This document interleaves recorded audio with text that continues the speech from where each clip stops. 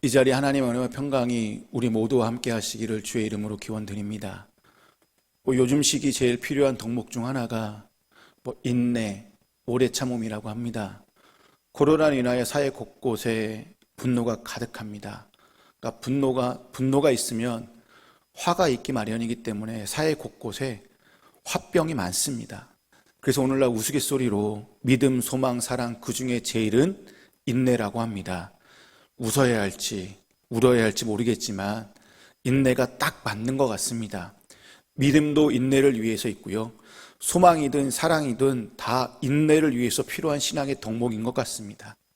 인내라는 덕목 위에 위로라는 처방전이 있어야 이 코로나 시기를 잘 이겨나갈 수 있는 것 같습니다. 위로 처방전 안에는 사랑, 격려, 칭찬, 치유, 세임까지 다 들어있는 종합 처방전이라고 할 수 있습니다. 그렇기 때문에 이사야 40장이나 고린도 교회를 향하여 하나님은 나는 위로의 하나님이라고 선포하고 있습니다. 위로의 하나님께서 가장 위로하신 부분은 무엇일까요? 바로 우리에게 찾아오셨다라는 거예요. 그리고 우리와 함께 동행한다는 사실입니다. 여러분, 고통받고 있는 사람과 함께 있다라는 그 하나가 가장 큰 위로가 될 것입니다. 하나님께서 우리에게 함께하는 위로를 주신 줄로 믿습니다. 그게 무슨 말입니까? 임마누엘을 뜻합니다. 여러분, 가장 큰 위로는 임마누엘입니다. 하나님이 나와 함께하고 있다는 사실을 여러분 이 시간 깨닫기를 소망합니다. 아무튼 위로는 마음을 어루만져 주고요, 피곤을 풀어주고요, 차가운 마음을 따뜻하게 녹여주는 것 같습니다. 어떻게 해서든 이 차가운 마음에 있는 사람들을 따뜻하게 대해줄 수 있는 방법은 이해해 주는 거예요. 그 사람의 마음을 조금이나마 헤아려 주는 것입니다. 오늘 여기 이해를 넘어 위로받기를 간절히 소망하고 있는 한 아이의 엄마가 등장합니다. 이 엄마는 자신이 한 번도 주인공이라고 생각하지도 않았고요, 그냥 조연에 불과한 삶을 평생 살아왔습니다. 이 아이의 엄마는 사라의 몸종이었고요, 믿음의 조상 아브라함의 후처였습니다. 그리고 이스마엘의 엄마인데 이방인이었습니다. 애굽 여인인 하갈입니다. 우리가 하갈하면 떠오르는 이미지가 무엇입니까? 선택받지 못했다, 쫓겨난 자이다, 이방인이다, 주인을 몰라본 자다, 또는 버르장머리 없는 여인이다, 이런 부정적인 이미지가 먼저 떠오를 것입니다. 하갈이 아브라함의 후처가 되고 또 이스마엘을 낳게 된 것은 자신의 의지와 상관없이 사라의 청에 의하여 후처가 되었고 아들을 낳았습니다. 이것이 하갈이 불행하게 된 계기라고 저는 생각합니다. 이 이후 하갈은 여전히 종에 불과한 삶을 삽니다. 한 번도 주체적인 삶을 살지 못하였고요, 주체적인 인격을 갖고 사람 대접받지 못했습니다. 오히려 아이를 낳은 후에 사라의 시기와 질투가 더 심해져서 더 힘든 삶을 살았습니다.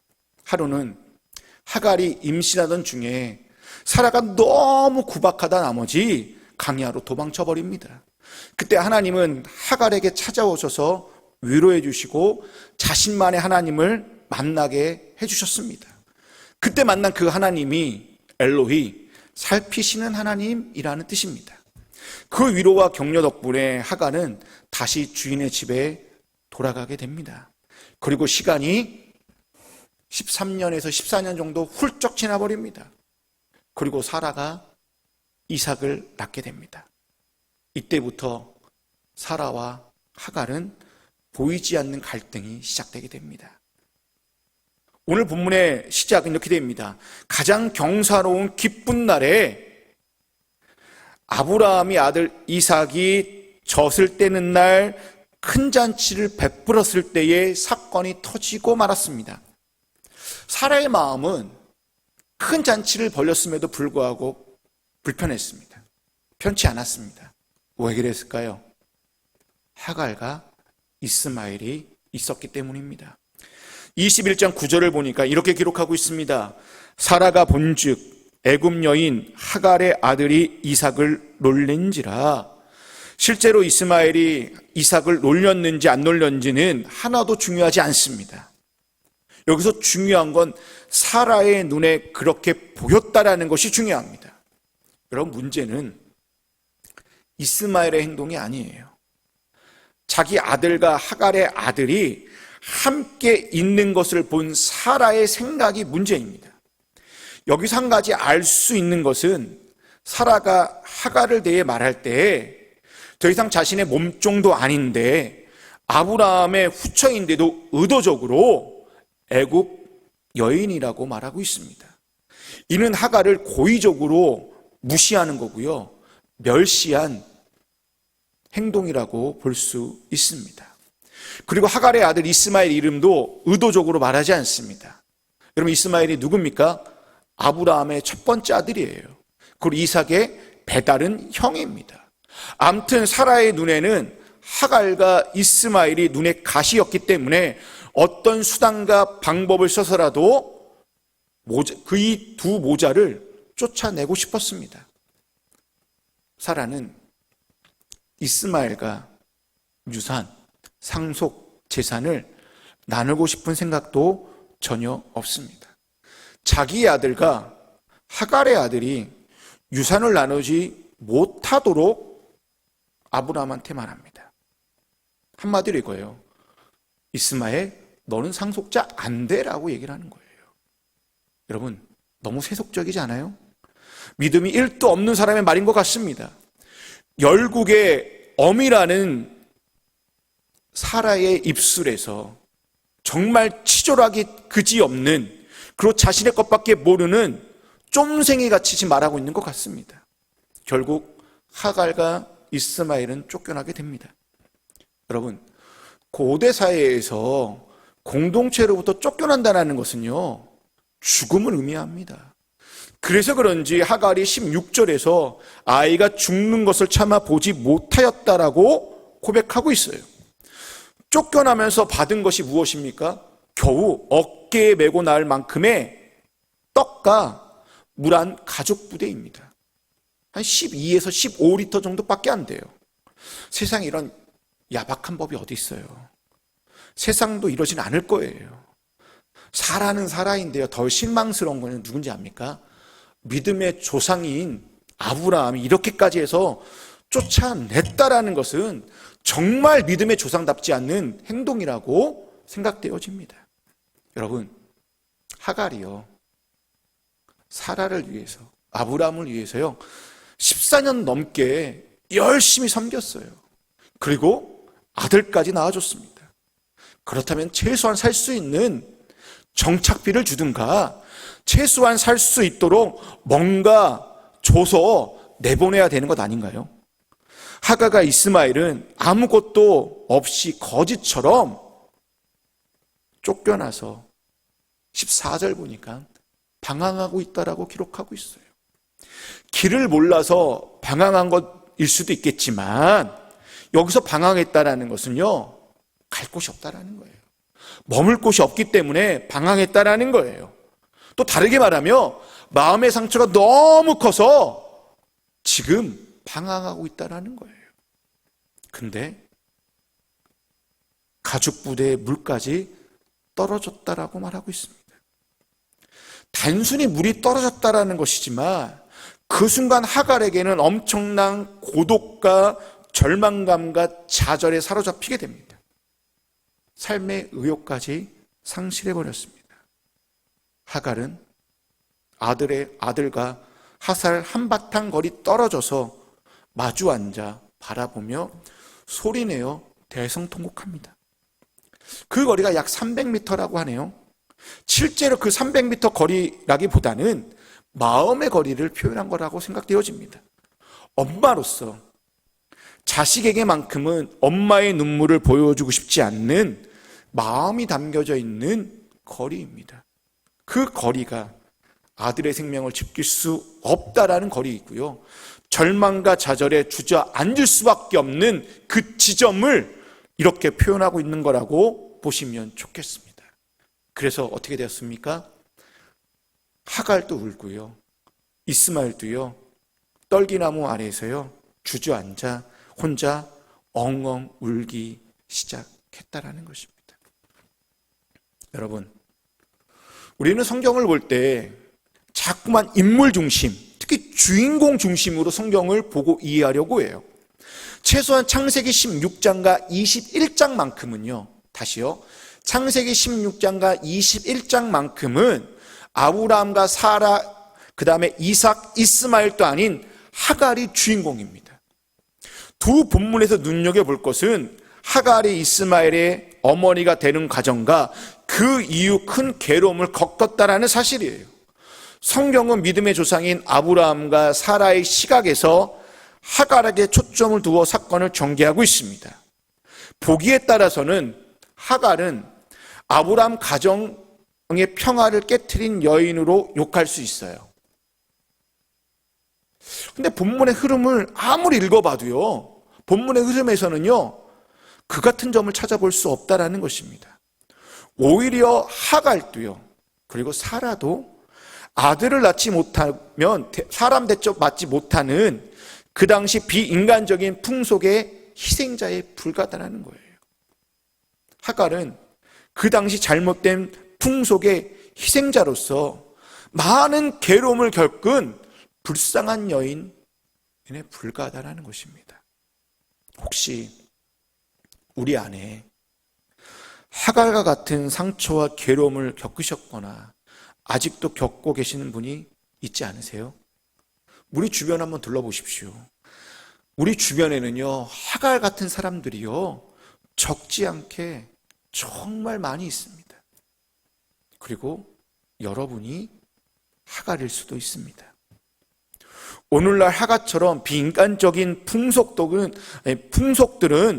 그 문화들은 사라졌는지 모르겠지만 또 다른 모습의 하갈의 형태가 우리 사회 곳곳에 자리 잡고 있다는 것입니다.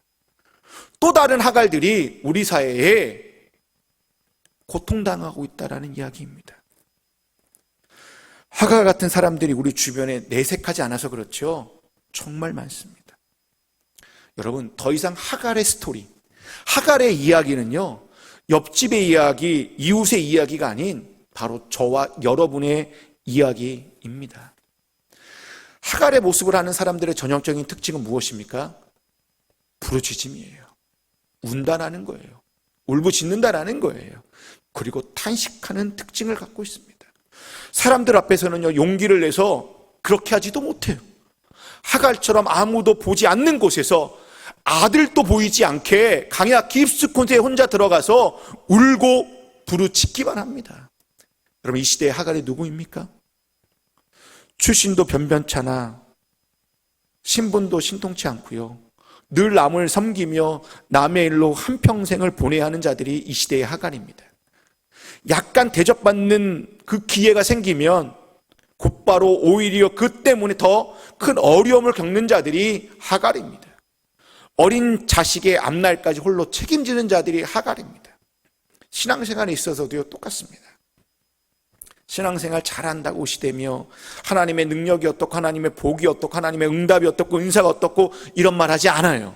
그들은 묵묵히 남의 눈에 띄지 않게 제 맡은 일을 하는 자들입니다. 늘 하나님 앞에 나는 죄인입니다, 주님 나를 불쌍히 여겨달라고 이 시간에도 기도하는 자들입니다. 지금도 예기치 않는 일로 인하여 힘들어하고 괴로워하고 있는 모든 사람들이 이 시대의 하갈인 줄로 믿습니다. 조금 더 확대 해석해 볼까요? 우리나라를 보게 되면 이주 노동자들, 난민들, 탈북자들, 억압과 착취 가운데 있는 자들, 또는 열정페이라는 이름으로 청춘의 시간을 뺏기고 있는 우리의 젊은이들, 더 나아가 수험생과 공시생과 알바생과 일용직과 비정규직 할 것 없이 우리 사회를 들러보면 하갈 같은 자들이 너무나 많다는 것입니다. 그들은 한결같이요, 힘이 없어요.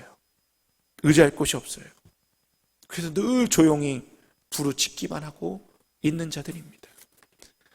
여러분, 이 땅에서 부르짖고 있는 자들은 대개 사회적 약자들입니다. 강자들의 폭력 앞에서 속수무책 당하고 있는 사람들이고요, 가난하다고 멸시당하고요, 배우지 못해서 무시당하고요, 뒤를 봐줄 사람이 없어서 외면당하는 사람들입니다. 세상은 이렇게 연약한 자들을 마치 존재하지 않는 사람들처럼 투명 인간처럼 취급하고 있습니다. 여러분, 세상은 가진 자와 강한 자들이 정신없이 질주하는 곳이다 보니 그러지 못한 연약한 자들은 그 더딘 속도로 못 쫓아가요. 못 견뎌야 합니다. 그러면 자신들 마음대로 다 해놓고 따라오지 못하면 그냥 낙오시켜버립니다. 실패자로 낙인 찍어버립니다. 여러분, 교회는요, 세상의 속도에 맞출 필요 없어요. 세상의 가진 자와 강한 자의 그 속도에 교회는 맞출 필요는 없습니다. 오히려 교회는요, 혼자 걷는 10걸음보다 함께 걷는 한 걸음이 더 소중히 여길 줄 알아야 됩니다. 설령 더디고 답답하더라도 기다려줄 줄 아는 곳이 교회입니다. 여러분, 세상은 연약한 자들의 평화와 안식까지 다 빼앗아 가고 있습니다. 세상은 선의의 경쟁이라는 이름으로요, 승자만 살아남도록 만들어 놓고 나머지들에게 그 가슴에 시퍼런 멍이 들게 합니다. 그 멍 때문에 우리는 작은 타격에도 비명을 질러대고 합니다. 세상 속에서 시퍼런 명이 든 사람들이요, 여러분, 울부짖는 곳이 어딘지 압니까? 교회여야 됩니다. 교회는 세상에서 시퍼런 멍이 든 채로 있던 자들이 주의 앞에 나와 울부짖고 기도하고 탄식하고 탄원하는 곳이 바로 예배당인 줄로 믿습니다. 여러분, 하나님을 믿는 사람이라면 세상에 가득 찬 슬픔을 진정으로 아파할 수 있어야 됩니다. 아파할 때, 그때 비로소 우리는 하나님의 손과 발이 되는 것입니다. 지금 우리 주변을 한번 보십시오. 우리 앞에 놓여져 있는, 아파하고 있는 사람들의 존재가요, 무엇입니까? 당신의 손과 발이 되어달라는 주님의 초대장입니다. 왜 내 주변에 아픈 사람이 있고 힘든 사람이 있습니까? 주님의 손과 발이 되어달라는 주님의 초대장이라는 거예요. 우리는 그 초대장을 받아 그들이 있는 곳에서 하나님과 손과 발이 되어 뭔가 해결해 주면 좋겠지만, 그렇지 못하더라도 함께 있어만 주는 것 그 자체가 귀한 초대의 응답인 줄로 믿습니다. 우리가 자꾸만 뭔가 거창한 것을 하려고 해요. 뭔가 있어 보이는 것을 하려고 해요. 근데요, 성경은 뭐라고 얘기하고 있습니까? 오른손이 하는 것을 왼손이 모르게 하라고 말씀하고 있습니다. 그런데 우리는 어떻습니까? 일단 사진부터 찍습니다. 작은 교회든 중간 교회든 큰 교회 할 것 없이요, 다 사진부터 찍어요. 그들의 입장에서 생각해 보면요, 사진 하나도 중요하지 않아요. 일회성 같은 선심성이요, 중요하지 않아요. 지금 부르짖고 울부짖고 있는 분들에게 필요한 거는요, 함께 아파하고 부르짖고 울부짖어 줄 수 있는 그 사람들과 함께 할 수 있는 그 사람들이 필요하다라는 거예요. 우리는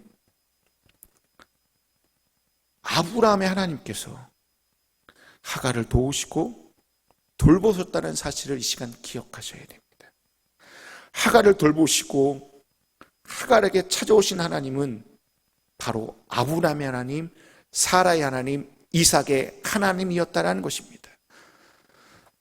사라에게 쫓겨나 광야에서 방황하던 하갈은 울부짖는 아들 이스마엘을 보며 깊이 절망에 빠졌습니다. 하갈은 땅바닥에 풀썩 주저앉아 비통한 눈물만 흘렸습니다. 하나님께서 그 우는 소리를 들으셨습니다. 16장에서도요, 하갈이 아이를 벤 채 무거운 몸으로 사라의 학대를 피해 광야에 도망쳤을 때요, 광야에서 헤매고 있을 때요, 그를 불러 위로하시고 복 주시겠다고 약속하시며 돌려보내신 분도 아브라함의 하나님, 사라의 하나님이었습니다. 근데 우리는 늘 아브라함의 하나님, 이삭, 그 다음에 사라의 하나님만 기억하고 있어요. 이는 선택받은 자의 하나님만 알고 있다라는 것입니다. 선택받지 못한 하갈과 같이 애굽 여인, 이방인에게는 하나님의 은혜와 은총을 생각하지 못해요. 교회 안에 있을 때는요, 더 심각하게 인식되어집니다. 우리 이렇게 나눠요. 구원 받는 자, 구원받지 못한 자. 이렇게 나누면서요, 우리 하나님만 되신다라고 얘기해요. 정말 어처구니없는 이야기입니다. 여러분, 하나님은 우리의 하나님일 뿐만 아니라 그들의 하나님도, 저들의 하나님도 다 되십니다. 인간의 한계를 가지고 하나님의 영역을 제한시킬 수는 없습니다. 인간이 우리가 선을 긋고 나누어 놓고 그 선에 들어온 사람과 들어오지 못한 사람으로 나누어 하나님의 은혜와 역사가 있느니 없느니 하는데, 우리가 하나님도 아닌데 이렇게 말하는 것은 정말 선을 넘는 행위입니다. 여러분, 인간이 인간을 차별하지 하나님은 어느 누구도 차별하지 않고요, 모두 다 똑같이 사랑하시고 있다는 사실입니다. 그래서 하나님은 차별 없는 하나님이십니다. 그 차별 없는 하나님이 예수 그리스도를 통하여 차별 없는 복음으로 인하여 차별 없는 그 복음을 가지고 예루살렘과 온 유대와 사마리아와 땅끝까지 그 복음을 전해 주었다라는 것입니다. 그리고 사도 바울을 통하여 더 이상 유대인의 하나님만이 아니라 이방인의 하나님이 되심을 전하게 하셨습니다. 여러분, 만약 2000년 전에 차별과 특권의식에 사로잡혀 하나님을 유대인의 자기만의 하나님이라고 우리가 말한다면, 우리들의 하나님, 자기들만의 하나님이라고 했다면, 그 하나님은 지금 우리가 알고 있는 사랑의 하나님, 구원의 하나님, 우리를 창조하시고 우리를 지으신 하나님은 아니실 겁니다. 여러분, 우리는 아브라함과 이삭 그리고 사라에게 역사한 하나님만 우리의 하나님으로 이해하려고 합니다.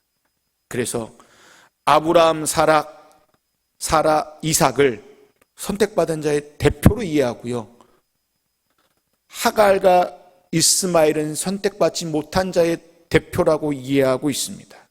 하지만 창세기 21장 그리고 창세기 26장에서만큼은 아브라함, 사라가 아니라 하갈한테 초점을 두어야 합니다.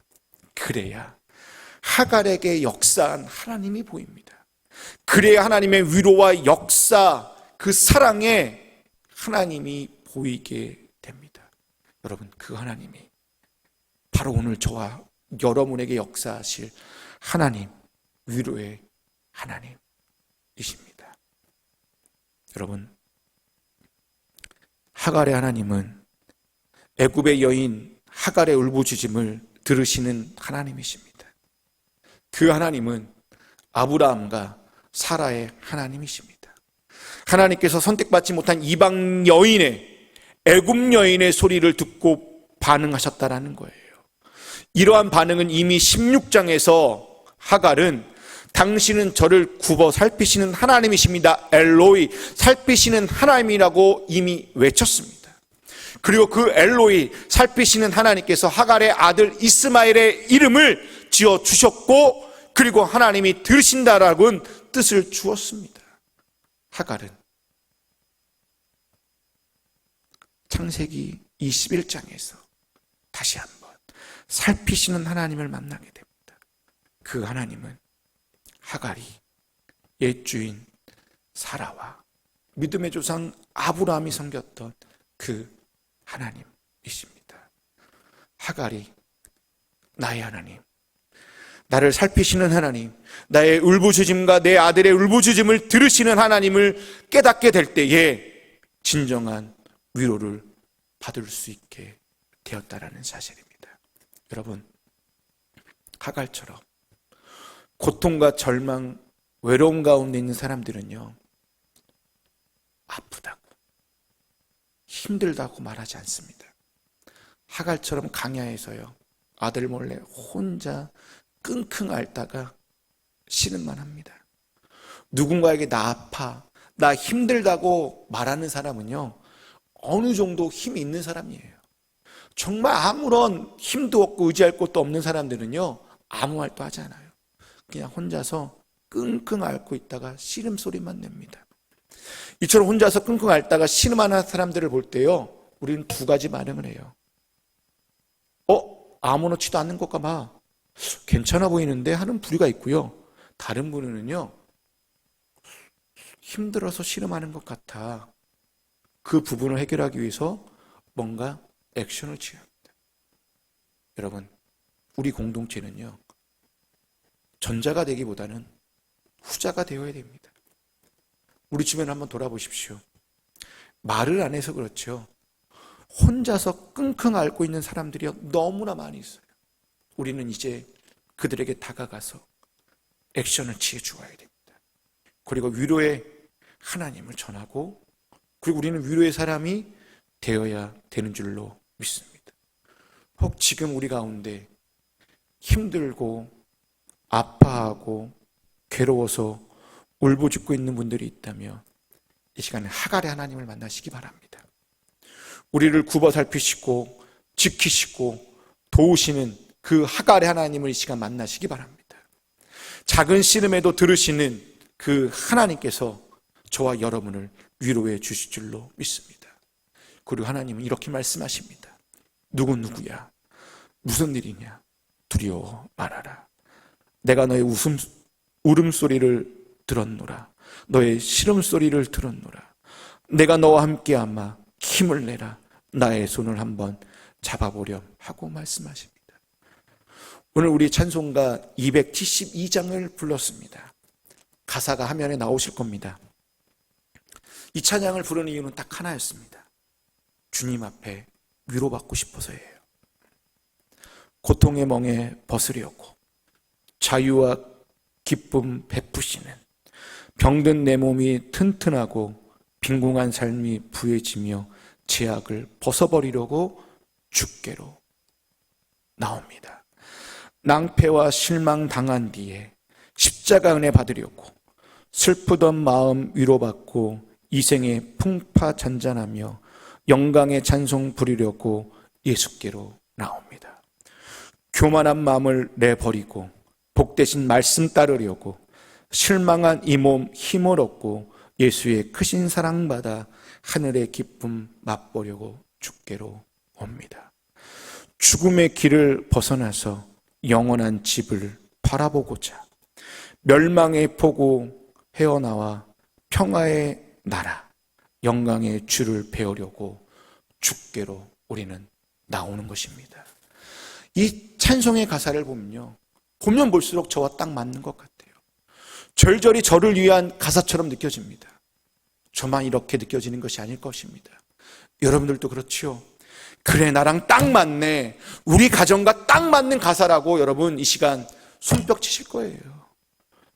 여러분, 하갈은 울부짖고 있었지만 찬송의 가사처럼 주님께 나온 것인지도 모르겠습니다. 그러자 하나님의 사자는 비통하게 울고 있는 하갈에게 하나님의 말씀을 전합니다. 18절입니다.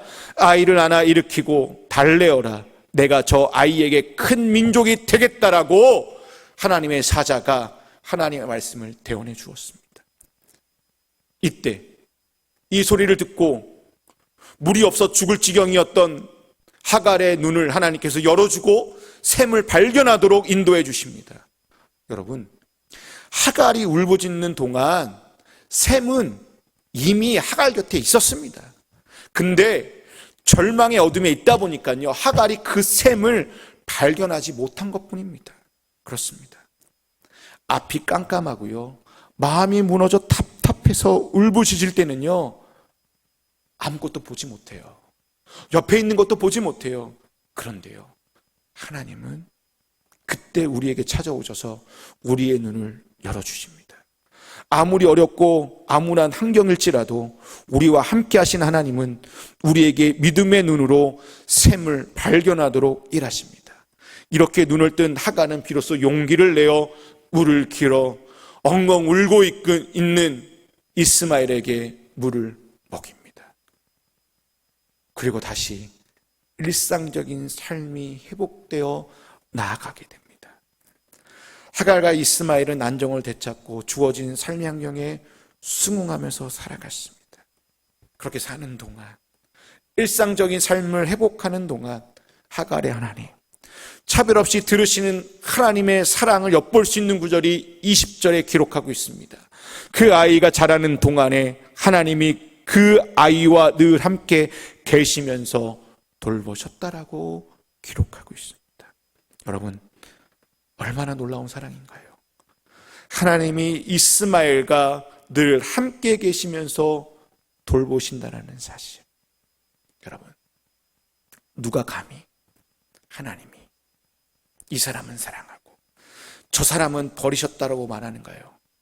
하나님의 사랑은 인간의 지혜와 판단을 초월하신다라는 것이 시간 깨닫기를 바랍니다. 누가 감히 하나님의 그 넓은 사랑의 범위를 한정 지을 수 있을까요? 넓고 깊은 하나님의 사랑의 신비 앞에 우리는 단지 머리를 숙이고 침묵할 수밖에 없습니다. 여러분, 오늘 하갈의 하나님, 차별 없이 들어주시는 하나님 앞에 이 시간 경배하고 섬기는 우리 모두가 되시기를 바랍니다. 그리고 이번 한 주간 동안 하갈 하나님의 위로와 격려를 받으시고 새 힘을 얻으시기를 주의 이름으로 기원드립니다.